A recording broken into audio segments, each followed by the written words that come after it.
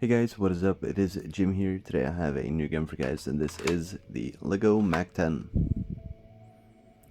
So, I know it's been forever, and I do apologize. It does seem to take even longer between each gun, but I've been really busy with work, and then I decided to take a pretty long break during Christmas. So, I've had this gun in progress for quite a long time. I think I ended up just finishing it up a few days ago, and I think it turned out really nice. I'm very happy with the way this thing turned out. So let's just start with the stock, which is I think something that I avoided making last time I made it. It was from CSGO, I think was last time, which was probably over 6-7 years ago. So I just built it with a couple of Technic pieces. As you can see, we have a few little connectors here, some axles, and then these things kind of just click. They were the only things I had that were 90 degrees, so it just kind of folds down like so, and then you can pull out the stock. It is extremely fragile, so we'll see if I can get it down here.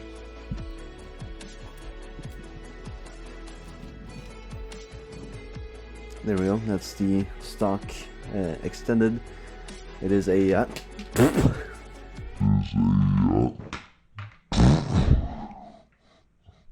Okay, well, we'll get back to that issue a bit later. I believe what I was saying was, sadly, this is a tricolor stock. I ended up running out of tiles to use for the stock, at least light gray tiles, because I used them all on the sides. So it had to be kind of these dark gray, we'll just call them sticks. And then this kind of connector point had to be light gray because of these curves. So you can see there's a few more slopes on the inside there.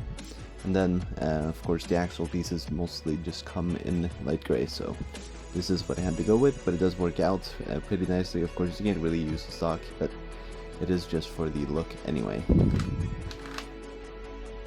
So it just flips over like so. Sadly, it does obstruct the sights, which I was wishing it wouldn't do, but it still does. You can kind of see these sights anyway, though. See the little pin right through there. If we fold the stock out, you can see perfectly fine.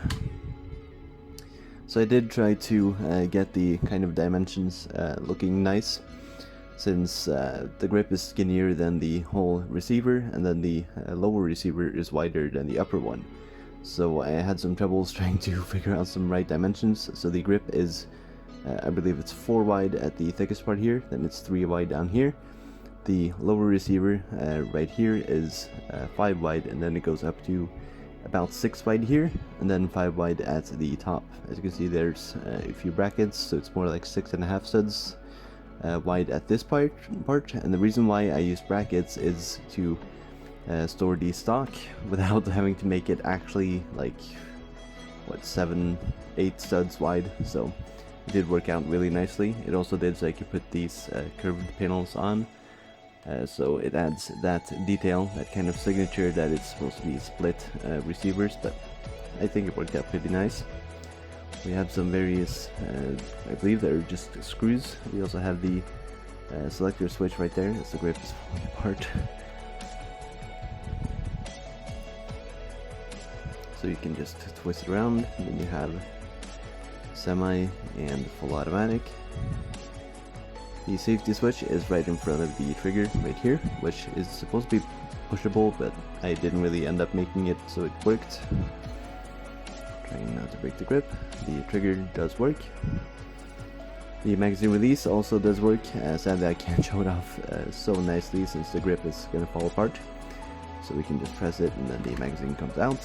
As you can see, the magazine is 3 wide. I did also want to get this because I felt like it was kind of a signature to have the really huge mag, huge double stack mag that the Mac-10 does have, and it does complete the look, I do think. So the grip is detailed with a ton of tiles, but also a few slopes on the back to make it extremely comfortable. Sadly, it is very fragile because of the way I had to connect this thing. So as you can see, studs are revealed on this side and the other side, which means that I used the same brackets just on each side, just to make it pretty simple for me to be able to attach the trigger guard and to build the back. But sadly, that does mean that the connection is horrible. So yeah, That is just one drawback with this thing.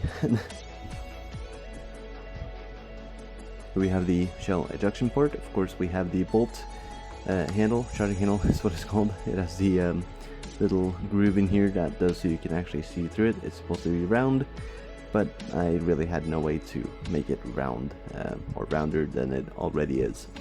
So as you can see, I used some rail pieces here just to kind of seal the gap here, since this is too wide, while the whole receiver is 5 wide.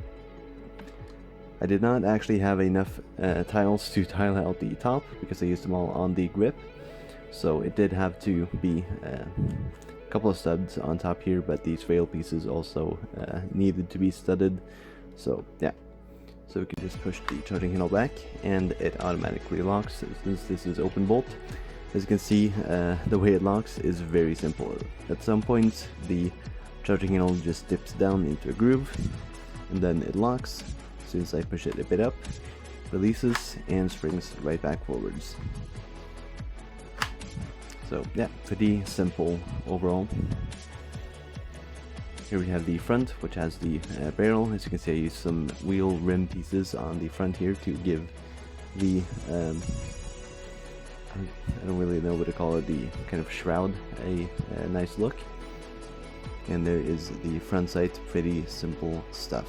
So yeah, that is pretty much it. Thank you guys so much for watching, and I am very sorry that it has taken so long before I release another video, but hopefully I can do something a bit better in 2024. So yeah, I'll see you guys. Goodbye.